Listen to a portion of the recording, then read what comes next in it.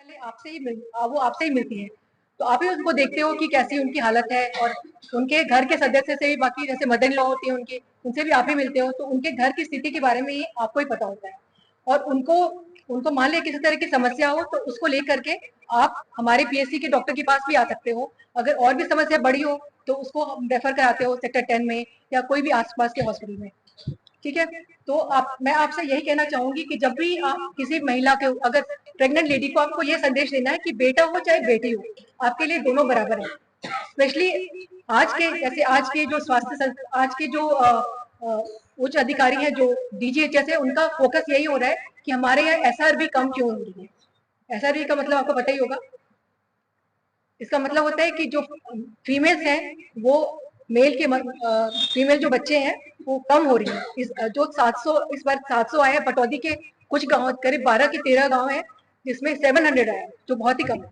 तो आपको फोकस यही रखना है कि जो बच्चे, जो महिलाएं प्रेग्नेंट है, उनको ये बोलो कि आपकी जो अगर बेटी है, वो भी अगर पहली बेटी है और दूसरी भी बेटी हो रही है, तो उनको खुश रखने की कोशिश करो। उनके मदर इन लॉ को समझाओ, क्योंकि ज्यादातर यही होता है, टैबू होता है लोगों को कि जो मदर इन लॉ वो बोलती हैं, महिलाएं यही बोलती हैं।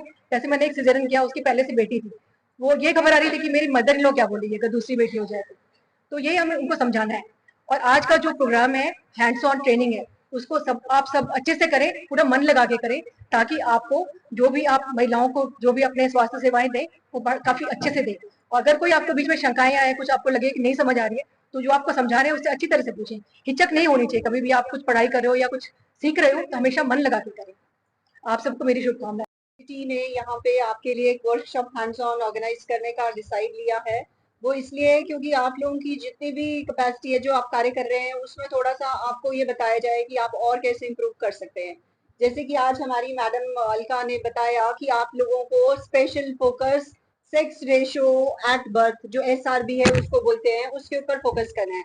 आप लोगों का ज्यादा कंट्रोल होता है, गांव में सारी फीमेल्स आपको जानती हैं, स्पेशल काम आपका प्रेग्नेंट वुमेन का और बच्चों से कंसर्न होता है। तो माताओं को बताना है जो फीमेल्स प्रेग्नेंट हैं कि भैया आपका अगर एक बच्चा है तो दूसरा बच्चा भी अगर आप कर रहे हैं तो कोई सेक्स की डिटर्मिनेशन जांच मत करवाओ कि कौन सा बच्चा है, इसका सेक्स क्या है, लड़का है कि लड़की। क्योंकि अगर हमारे को ये sex ratio at birth SRB जिसको बोलते हैं कंट्रोल करना है, सबसे कम पटौदी का है। आप लोगों को सबको पता है कि पटौदी की एसआरबी 700 पहुंच चुकी है। 1000 लड़के पैदा होने पे सिर्फ 700 लड़कियां पैदा हो रही हैं। मुझे लगता है आप लोगों को समझ में आता है कि भैया इसका क्या फ्यूचर में स्कोप होगा। लड़कियों को लड़कियां नहीं मिलेंगी शादियों के लिए। और ये क्यों हो रहा है? क्योंकि एक तो ये अल्ट्रासाउंड पे अपने सेक्स की वो पता लगा लेते हैं कि बच्चा पेट में है, लेकिन सेक्स डिटर्मिनेशन करा लेते हैं अल्ट्रासाउंड से और फिर उस बच्चे को टर्मिनेट करा देते हैं। तो आप लोगों को स्पेशल फोकस उन महिलाओं पे करना है जिसका एक लड़की है, पहली बच्ची, दूसरी बच्ची के लिए वो अपना जो भी बच्चा उसके पेट में है, पता नहीं लड़का है लड़की है, उसको वो कंटिन्यू रखें। इस बात पे फोकस करना है कि कोई टर्मिनेशन नहीं होनी चाहिए। वो आपको बेलापुश लाके बताएं कि जी ये है वो है। और तीसरा, जब अगर किसी की ऑलरेडी 2 लड़कियां हैं और वो लेडी थर्ड टाइम प्रेग्नेंट हो रही है तो उसमें आपका फॉलोअप ज्यादा स्ट्रांग होना चाहिए कि भैया अब ये प्रेगनेंसी, अब इसकी अब हमें पता चला, अर्ली डिटेक्शन करनी प्रेगनेंसी की तो जरूरी है ही। अब अगर पता चल गया कि ये 2 लड़कियों के बाद उसका बच्चा वो टर्मिनेट करा रही है तो उसके ऊपर रिस्पॉन्सिबिलिटी आप लोगों की आती है। 2 लड़कियों के बाद अगर किसी को फीमेल प्रेग्नेंट हुई तो उसकी प्रेगनेंसी की फॉलोअप आपने बहुत स्ट्रांगली करनी है।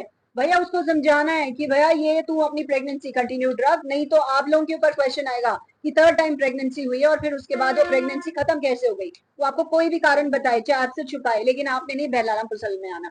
ठीक है, आप लोगों को अपना हमारे को पूरा सपोर्ट देना। आप हमारे बेसिक ग्रास रूट लेवल के वर्कर हो और हमें आपके ऊपर पूरा विश्वास है। आप लोगों की मेहनत रहेगी तो हमारी SRB sex ratio at birth जो बहुत कम हो गई है पटौदी ब्लॉक में, वो आपकी मेहनत से हमारे को पूरा विश्वास है कि अगर आप मेहनत करोगे तो बढ़ जाएगी। 101% आप लोगों की जो भी कार्य है उस पर विश्वास रखते हुए हम आपको दोबारा रिक्वेस्ट कर रहे हैं कि इसको इंक्रीज करने में, एसआरबी बढ़ाने में आपका पूरा सहयोग चाहिए। और आपकी मेहनत अगर होगी तो हमें विश्वास है कि हम पूरा इस एसआरबी को ऊपर उठा पाएंगे। ठीक है, बाकी जो आप काम कर रहे हैं उसमें तो हमें विश्वास है कि आप अच्छा काम कर रहे हैं। बट ये हमारा एक मुद्दा पूरा सरकार का, हरियाणा गवर्नमेंट ने जब देखा पटौदी ब्लॉक का, तो हमारे को स्पेशल आपसे सपोर्ट चाहिए, आपकी मदद चाहिए। आप कार्य करेंगे तो जरूर बढ़ जाएगा। इस विश्वास के साथ मैं दोबारा से आपसे रिक्वेस्ट कर रही हूँ कि प्लीज इसमें हमारे को आपकी कोऑपरेशन, मदद और हेल्प चाहिए होगी। आप ग्रास रूट लेवल पे काम करते हैं, सब लोगों का कॉन्फिडेंस आप लोगों के ऊपर होता है, तो जो आप कहोगे वो मानती हैं हमारी महिलाएं जो गर्भवती होती हैं। तो प्लीज थोड़ा सा हमारे को हेल्प करो और ये SRB बढ़ाने में हमारी सहायता करो। अभी हमारी सिविल सर्जन मैडम ने क्या बताया, 700 यानी कि 1000 पर 700 लड़कियां यदि पटौदी ब्लॉक में हो रही हैं तो ये बहुत दुख का विषय है। और एक और बात, मैडम ने मेरे से लिस्ट भी शेयर कर दी है जहां पर हमें बहुत ज्यादा ध्यान देने की जरूरत है। मैं ये नहीं कह रही हूँ कि पटौदी के यदि 29 गांव है तो 29 गांव की ये दुर्दशा है, लेकिन कुछ गांव जहां पर हमें ध्यान देना है और वो मीटिंग भी हम बहुत ही जल्दी करेंगे कि हम बेटियों को और भी ज्यादा समर्थन देंगे और पटौदी के जिस जिस गांव में बेटियां कम है उसकी पूरी तह तक जाएंगे। धन्यवाद।